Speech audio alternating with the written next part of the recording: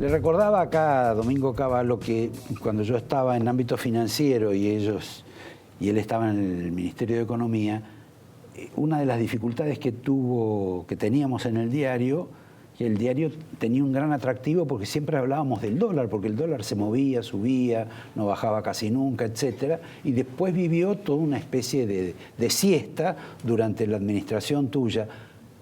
Hoy repite lo mismo, esta Argentina repetida, reiterada, y la pregunta es obvia y lamento hacértela, pero ¿qué pasa con el dólar? Porque el dólar en alguna medida es un síntoma de lo que sucede en la economía argentina, más allá de si es cierto o no es cierto, porque es inexplicable que con tantas reservas, digo, y perdón que avance en un tema que es más tuyo, con los préstamos que se han tomado, haya tanta gente como interesada en comprar dólares, cuando sabe que el dólar lo pueden controlar. Bueno, ocurre que el Banco Central ha estado funcionando sobre la base de una interpretación de la realidad que es teóricamente consistente, pero que en un aspecto no refleja la realidad. El modelo de metas de inflación que se está aplicando en muchos países y que indica que la política monetaria, utilizando la tasa de interés como indicador para inducir expectativas de inflación a la baja. Si sube la tasa de interés, la teoría es que la expectativa de inflación va a bajar. Es más viejo que la China eso. Bueno, es una interpretación de cómo funciona el mercado monetario y la economía que se ajusta a la realidad en casi todos los países. En mi opinión, excepto en aquellos que tienen una larga historia de dolarización de hecho, provocada por la alta inflación, las estanflaciones y las hiperinflaciones, o incluso una experiencia de dolarización de derecho, como significó la convertibilidad. Yo creo que en un país como Argentina, la alta volatilidad cambiaria, lejos de disminuir la demanda de dólares, que es lo que supone en general el gobierno o el Banco Central, para mí la alta volatilidad cambiaria aumenta la demanda de dólares, porque la gente no lo ve al dólar como la herramienta para las transacciones cotidianas, obviamente ve al peso, pero sí lo ve al dólar como la moneda que le protege sus ahorros. Entonces, cuando hay mucha volatilidad, lejos de demandar menos dólares, demanda más dólares.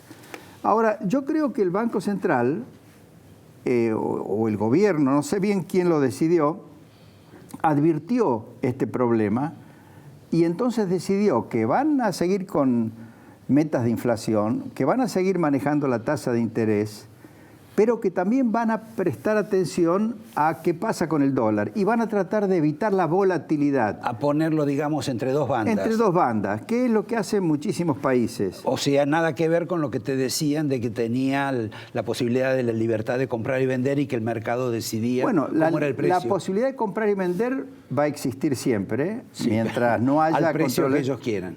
Claro, en lo de las bandas de flotación, no significa que el dólar no va a flotar. No, está bien, pero antes no tenían eso en la cabeza. Bueno, no tenían eso en la cabeza porque pensaban en una situación de lo que se llama flotación absolutamente limpia, que en una economía que no tiene un gran déficit fiscal, que no tiene desajustes en los precios relativos, es decir, que no tiene tarifas muy atrasadas, que no tiene un sistema impositivo que desalienta mucho la exportación y hace perder competitividad. Claro, en un país así funciona bien el esquema de metas de inflación con flotación absolutamente libre. En un país con los ruidos y la herencia que recibió el gobierno de Macri, para mí el mercado cambiario tiene que ser libre, tiene que haber flotación, pero la política monetaria tiene que prestar atención también al tipo de cambio. No quiere decir que siempre tenga que salir a vender dólares para evitar que el dólar suba, tiene que significar también que no tiene que utilizar ni las tasas de interés ni ninguna otra herramienta para inducir entrada exagerada de dólares, o sea, que puedan hacer. Que se va a manejar el precio del dólar con las reservas. Bueno, por ejemplo, yo vengo sosteniendo desde hace bastante tiempo... Bueno, vos un día pusiste 500 millones de dólares para sí, que no se fuera. Cuando todavía era flotante el mercado, ¿no? Antes de la convertibilidad. Ahora, el modelo que para mí Argentina tiene que adoptar y que el Banco Central tendría que mirar, y yo esto se lo he dicho a varios miembros del directorio del Banco Central, lo he escrito en mi libro Camino a la Estabilidad, es el de Perú. En Perú la economía funciona muy bien, con estabilidad de precios. Es de todos los países que han aplicado esto que se llama metas de inflación, el país que ha logrado la inflación más baja y el crecimiento más alto, incluso más que Chile, por supuesto muchísimo mejor que Brasil, pero también mejor que México, que Colombia, que son los países que han implementado desde el 2000 para acá esta forma de manejar la política monetaria. Y Perú... Convengamos que en la época de Pratgay en el Banco Central había un proceso semejante. Sí, tendía a eso, creo yo, pero por supuesto fue un periodo corto y después el gasto. Ahí la moneda se tenía que apreciar porque se había devaluado exageradamente, pero ahí empezaron a presionarlo para que no lo deje apreciar al peso, es decir, que no deje bajar el tipo de cambio. ¿Por qué? Porque los que habían impulsado la licuación de pasivos vía la especificación y la devaluación querían que el dólar se mantuviera muy caro para que sus deudas en términos de dólares fueran muy reducidas. Está claro. Y lo que estaba haciendo Pratgay, que era lo que correspondía, en ese momento había que volver a un nivel del tipo de cambio que no pusiera en tensión a todos los precios que habían quedado atrasados. Por ejemplo, el atraso tarifario no hubiera sido tan grande como llegó a ser y como le está creando tantos problemas al gobierno de Macri, de haberse apreciado el peso y no haberse devaluado tanto la moneda o haberse mantenido tan devaluada en aquellos años. Me estoy refiriendo al 94, 95, 96. En fin, pero eso es historia. Vamos a lo de ahora. Un banco central como a lo el de Perú. A lo de ahora, me parece que tal como están manejando ahora la política monetaria, está bien, pero no lo han explicado. No se sabe si es una imposición de la jefatura de gabinete o de alguien del eso ya equipo económico. El 28 de diciembre pasado. Sí, pero cambiaron algunas pero ahí metas. estaba Sturzenegger, estaba Duhovne y estaba el ministro. Y uno podría suponer, yo incluso pensé, bueno, se han puesto de acuerdo, han revisado el esquema con el que se venían manejando, están todos convencidos y ahora van a manejar esto no cambiando el método de meta de inflación, sino adaptándolo más a cómo está funcionando realmente la economía argentina. Pero ¿qué ocurre? Hoy la gente se pregunta, ¿Sturzenegger está de acuerdo con lo que está haciendo o lo están obligando a hacer? ¿Y qué va a seguir? ¿Va a seguir interviniendo en el mercado cambiario? ¿Qué va a hacer con las tasas de interés? Porque vea que para bajar el precio del dólar, que ahora lo está haciendo con intervenciones en el mercado cambiario, luego va a volver a subir las tasas de interés. Yo pensé, no, las tasas de interés van a seguir bajando a medida que también vaya bajando la tasa de inflación.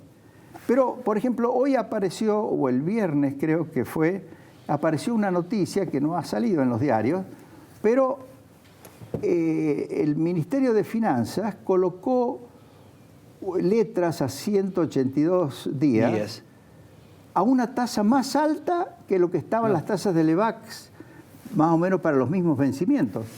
Cuando en realidad uno pensaba que todo el cambio que se estaba haciendo en política monetaria apuntaba a que el Estado, si se iba a financiar, se financiara con tasas de interés más bajas que las que venía pagando el Banco Central. Ahora, Entonces, a mí, lo que me aflige, porque yo quiero que este gobierno le vaya muy bien y quiero que realmente bajen la inflación y quiero que salgan adelante, es que nadie explica desde arriba, es decir, alguien que tenga control de todos. Bueno, de no todas hay las áreas. Vos lo que estás diciendo es que no hay ministro y en alguna medida que no hay programa. Eso ya lo he dicho tantas veces, ¿no? Que no hay programa no estoy muy seguro. Ahora, no hay un líder del equipo económico. Además, y volviendo un poco a lo que decía el Tata Joffre, la gran diferencia que yo veo, por lo menos con mi experiencia en el equipo de Menem, en el gobierno de Menem, es que una vez que Menem se convenció que lo que yo le decía que había que hacer en economía era conveniente, iba a dar resultados, el rol de Menem fue respaldarme.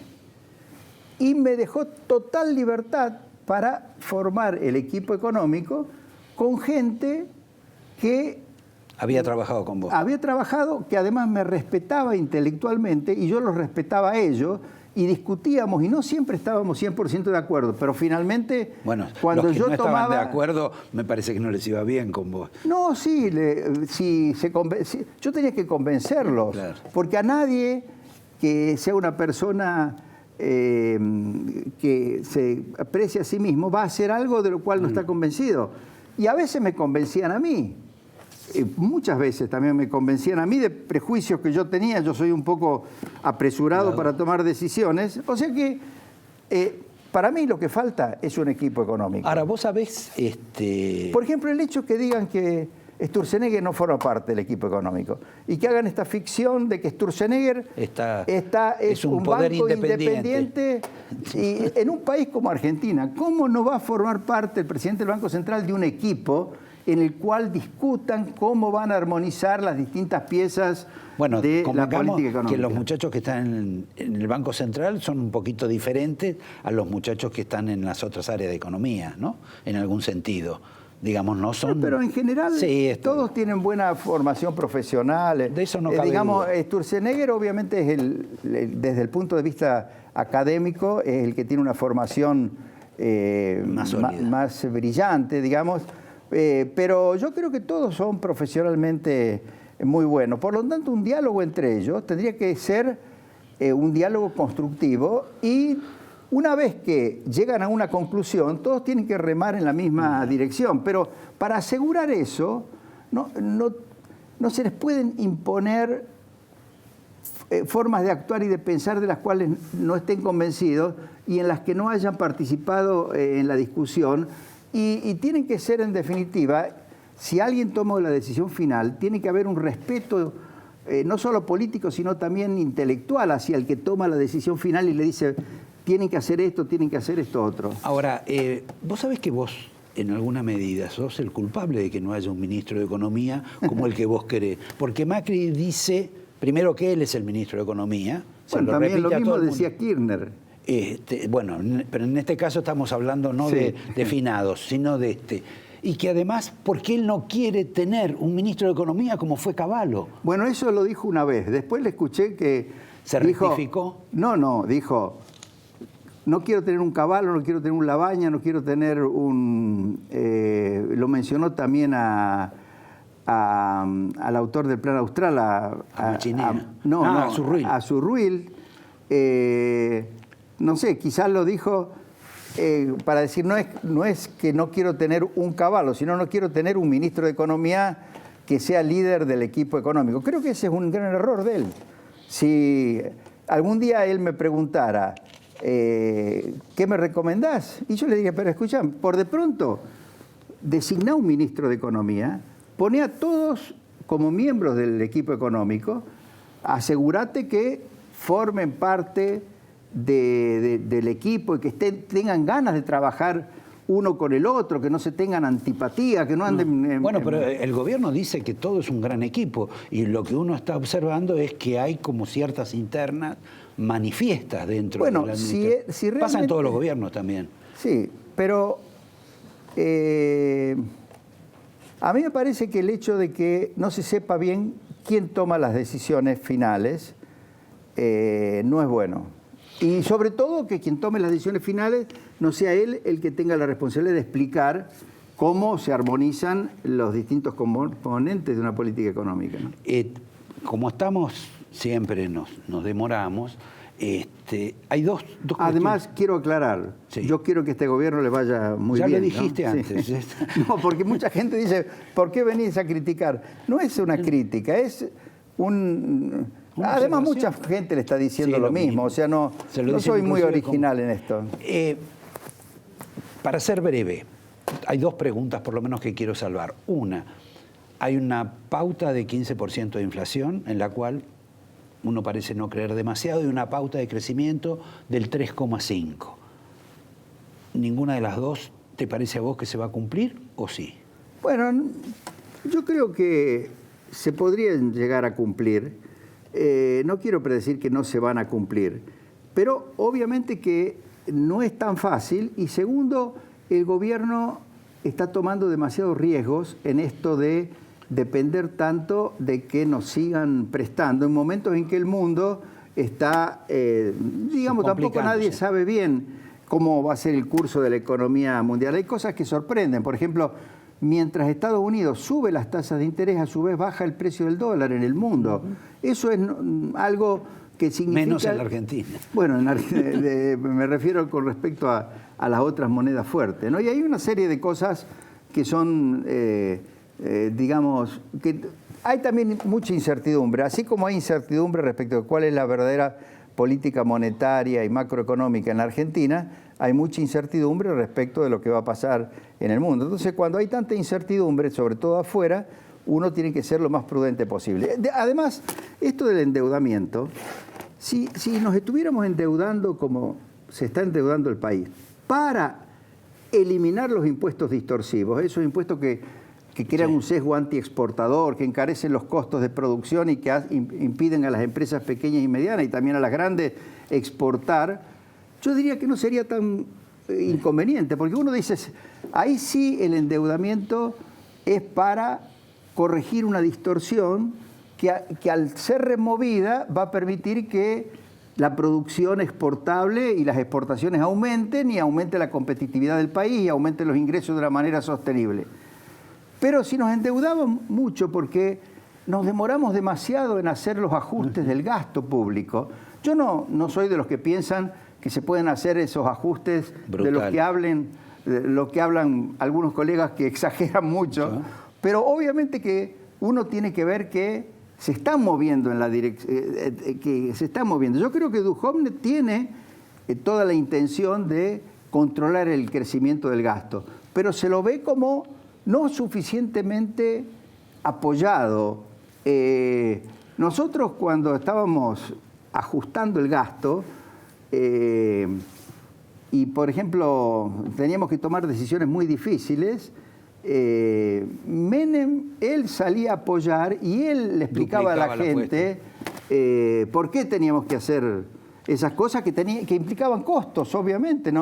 Una vez que un gobierno ha aumentado el gasto como lo ha aumentado el kirchnerismo, de una manera absolutamente demagógica, descontrolada, irresponsable, y además ha aumentado la presión tributaria al nivel que la aumentó. Obviamente que volver a una situación normal es una tarea que impone costos de todo tipo, costos sociales, costos económicos y costos políticos para el que la está implementando. Que no los quieren correr. Pero, Mingo, y te pido la brevedad porque si no te puedo hacer la pregunta. El señor Caputo, el que toma prestado en el Club de los Amigos, dijo que no va a tomar más plata este año en dólares, que se va a arreglar con la asistencia local. Y habló de una cifra, habló de algo de 27.000 millones, que es lo que requeriría para completar el año. Esos 27.000 millones, si uno primero le tiene que creer que no le va a pedir plata a los otros. Segundo, que tenga la posibilidad de que se la presten acá. Y tercero, no es lo que exactamente le falta. Está imaginando un ajuste superior al que conocemos hasta ahora. La pregunta con ese ajuste es, ¿quién va a pagar ese pequeño ajuste? Por de pronto, a mí me parece bien que no pidan más dólares que los dólares que realmente necesitan para pagar intereses o vencimientos en dólares o algún tipo de gasto en dólares. no tiene sentido traer dólares al país para financiar la parte del déficit que es en pesos. Ahora, para mí, si apuestan a la baja de la inflación y quieren que baje la inflación, el financiamiento que tiene que buscar el Ministerio de Hacienda, perdón, el Ministerio de Finanzas, no es a través de letras a 180 días que pagan 27 o 28% de interés, sino a través de bonos indexados, es decir, de bonos por UVA. Los mismos, así como la gente que va a comprar una vivienda toma o le dicen tome plata, que el gobierno trate de conseguir esa plata y no a 180 días, a plazos más largos. Ahora, por supuesto, también existe la posibilidad, que lamentablemente el gobierno no la quiere permitir, y es que el endeudamiento en dólares, en todo caso, sea de los dólares que se reciclan dentro de la propia Argentina. Pero resulta que los dólares, si van al sistema bancario, prácticamente los bancos no los pueden prestar. Entonces, resulta que traemos dólares de afuera para financiar al Estado, para financiar a las empresas, y no permitimos que se reciclen los mismos dólares que están dentro del sistema financiero argentino. Yo creo que hace falta una interacción más eficiente entre cómo trabaja el Banco Central, cómo trabaja el Ministerio de Finanzas y en general cómo trabaja todo el equipo económico. Te agradezco. Obviamente a la gente le digo que nos quedan 30.000 preguntas. Tengo acá el angelito nuevo. Nos hemos gastado unos pesos. Para no desentonar con Jofre, sí, yo he escrito un libro también que es de historia. Este está en inglés, pero ahora pronto va a salir, ese porque me lo pidieron, me lo financiaron desde el exterior porque estaban interesados en publicar ese libro y lo escribimos con mi hija. Pero hemos escrito la versión local y va a salir en el mes de abril. No te lo pude traer porque todavía no hay ningún ejemplar, pero lo publica el Ateneo. Ya vamos a tener la oportunidad. Le hemos cambiado el nombre porque ellos me lo pidieron que prestara fundamentalmente atención a las reformas de los 90, pero yo allá presto atención a toda la historia argentina, por supuesto también a las reformas de los 90 y la contrarreforma de los Kirchner. Muy bien. Bueno, te agradezco. Estamos en deuda para el mes de marzo, ¿me dijiste? ¿Abril? No, abril. Ahora, a fin de este mes, principios del próximo, va a estar el libro. Y bueno, lo volveremos a invitar para ver si... Sí, lo que pasa es que es de historia. Entonces, todos mis amigos me dicen, no hable más de la historia. Por eso yo he escrito el libro para que el que quiera entender mi interpretación de la historia, lea el libro. Y yo prefiero hablar de lo que está pasando ahora, porque si no creen que solamente me dedico a tratar de reivindicar mi paso por la economía. Por la economía. Gracias, Mingo, gracias a ustedes. En un minuto nomás lo vamos a tener acá a Jorge Haddad. Les tengo que explicar lo que nos pasa a nosotros con los impuestos, porque él ya mencionó el drama que tienen los argentinos con los impuestos. Bueno, yo no es que vaya a propiciar una revolución tipo Gandhi o Henri Thoreau, pero algo también vamos a tener que hacer desde este lado del mostrador, frente a los señores del otro lado del mostrador, que lo único que saben es gastar más de nuestra plata.